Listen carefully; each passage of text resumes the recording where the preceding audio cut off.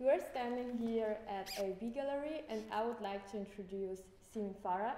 She's a Pakistani-born artist, and she has been living for 20 years in the United States. And now she's staying here at Artist in Residence. And her newest works are exhibited in our new exhibition, which is called Simply Words. And I would like to ask you, why do you use words for your works? Well, first of all, thank you so much for such a wonderful, inviting me to such a nice space and gallery and the show.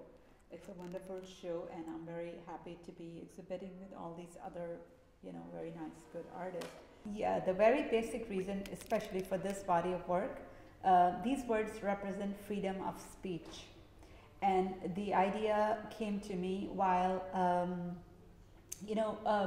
I've always been interested in language and kind of like the idea of Tower of Babel, how languages evolved from, one to like so many that we have now.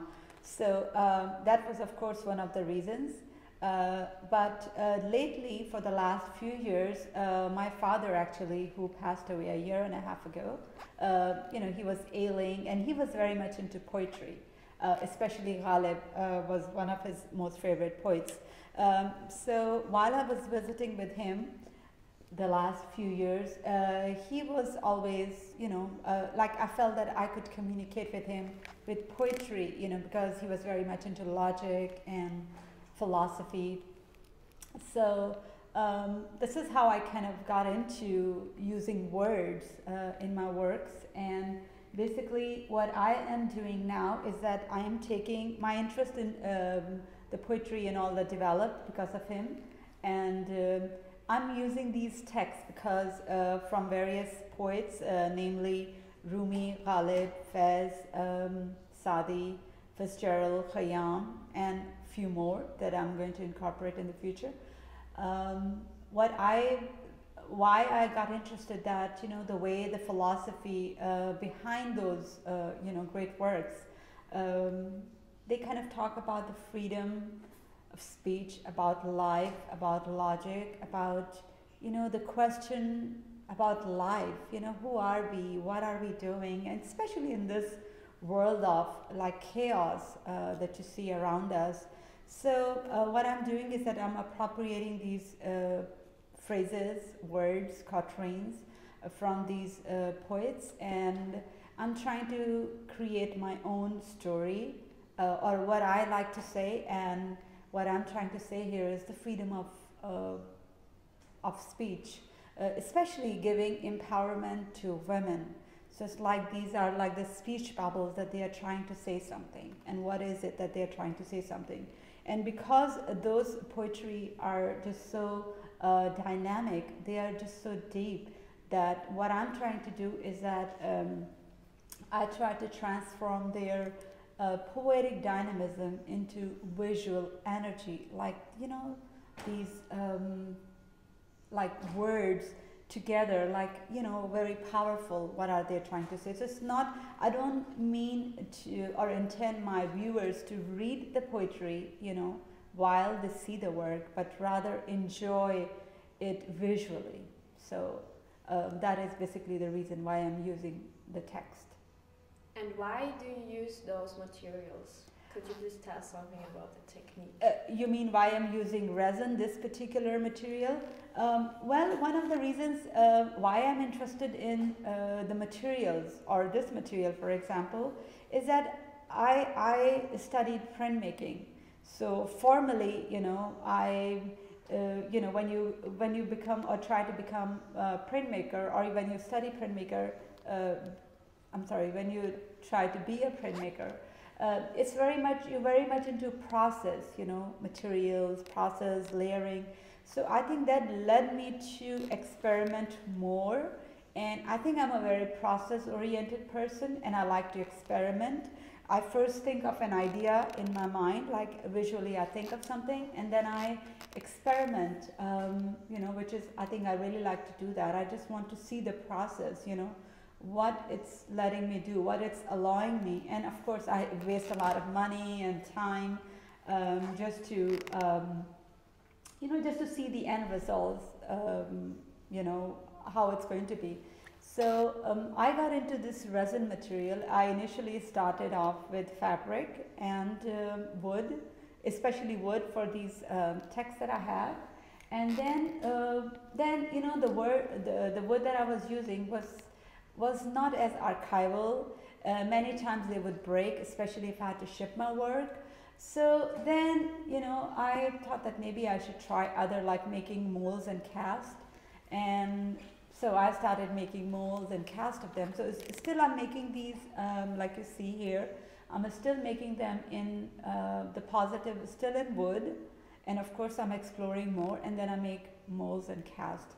But that is not to say that I'm just stopping here. This is something that I'm doing right now, but I do have other plans and ideas, like what other materials. For example, I'm working with paper.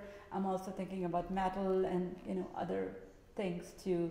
And because they are archival, they are durable, pliable, I can play with them more, especially right now, because resin is basically plastic. So they don't break as easily, and then also I can make multiples of them. So there are so many possibilities. I can bend them, that I can work with them, color them differently. So that's why I'm interested right now in this material, this particular material. Some of your works are more organic, others more geometric. Could you tell something about your intention? Well, as you can see that the rounder shapes, that I also call them speech bubbles, because like I said, they represent this freedom of thought. So those were ones when I started making them, apart from the installation, they kind of represented that, the thought bubble, for example. Whereas the newer ones, and this is something that I wanted to do, or have been wanting to do for quite some time. And when I came here, I came here for the residency and also for my show. And I had this intention of making, a square format, because the square format is also something that I like. It's kind of contained, it's more regular. And I thought that, the forms within inside this containment, and it is actually called containment, it already is so organic and geometric and kind of chaotic in a way. But I thought maybe by giving that straight lines, I'll put it more like something, make them a little bit more contained. So you have all these thoughts that, just happen in your mind, but then you have to contain them. Even like your ideas are like, there's so much happening, but then you have to kind of, take the ones that you like and let the other one go. So it is that idea behind it that, and also, for example, I also like minimal art. So I think I was thinking about that too, that I wanted to do something more geometric versus the rounder. I mean, those are, of course, a circle is also kind of geometric, but they're not as rounder as maybe this is. Still, you can see very well that it's a square. So that is basically behind the idea behind like why I want to do, and I'm kind of exploring even more with this geometric form and trying to make others, which I will kind of leave it here. I don't want to talk too much about my what I'm going to do, because you have to kind of see them once they're all there. So basically that is one reason why I like that too. I've seen that you're working with different colors like red, or we've seen those gray ones and white ones. Why do you use those colors? Yeah, actually good. Yeah, that's interesting that you notice that, because I do have a reason why I use these colors, and I will tell you simply, like in a nutshell, that when I use white, that shows the purity of the thought.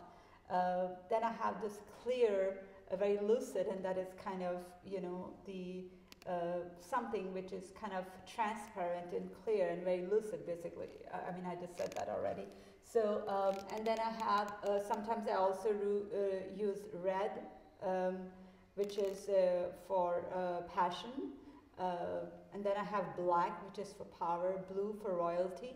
And then I have this grayish one, kind of smoldering, like the ash color, which represents something being burned, as you know, again, the world around us, you can see so many wars and destruction.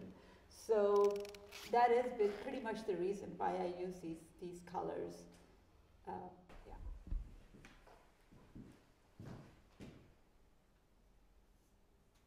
You've already spent 1 month in Switzerland. Would you say this new surrounding influenced you or inspired you? Oh, absolutely, absolutely. First of all, Switzerland, of course, it's beautiful, and this town that I'm living in, Emmenbrücke. Yes. I think they say that my German is getting better, right? Yeah, it's very good. They said that maybe I can learn German and speak German too. Of course, you know, first of all, the people here are just so nice. The weather is so beautiful, and in this like 5-6 weeks that I've been here, I saw, you know, when I came, it was like all covered with snow, and it was like snowing pretty much every day. I mean, like -20 or so. And then, you know, I already have seen some spring days here, and so it's just beautiful. And people here, I mean, you wouldn't think of Lucerne as being this multicultural city, but it is. I mean, you know, people speaking different languages, and everyone is like Swiss, but then, you know, they are something else also, like myself. I mean, of course, I'm not Swiss, but, you know, I also have been living, you know, in the States and not from there originally. So I think that really inspired me, and especially it worked out that, you know, I'm already so interested in languages, and actually it really, and just the space itself and this wonderful studio, and of course, you know, the place that I'm living at and working environment and the people that I'm meeting, I think it really inspired me. I mean, like, I already have made so many friends here, and you know, I'm like, you know, sometimes I have to put a stop there because I also want to work and not just hang out with friends all the time. So yeah, and especially the languages, you know, people speaking. So I have these newer projects again that where I'm incorporating other languages. So I think that really, really inspired me. And you know, going out and about, and Lucerne is just very beautiful. So I'm even thinking about, you know, living here for longer than even after my residency. So yeah, I mean, it definitely inspired me with so much. I mean, how can you not like it here? I mean, you can see that. So it really inspired me in a lot of ways. And because I'm here working, you know, I'm very focused. Of course, that really helped me. And I came up with, while I was here, you know, first I was installing the show and everything. And then I did a lot of drawings here initially at the beginning, and those were all kind of my ideas. And then, like, there were times, like 3 or 4 days, where I was like, oh my God, I need to stop. I'm thinking way too much. Then, you know, I can hold those ideas.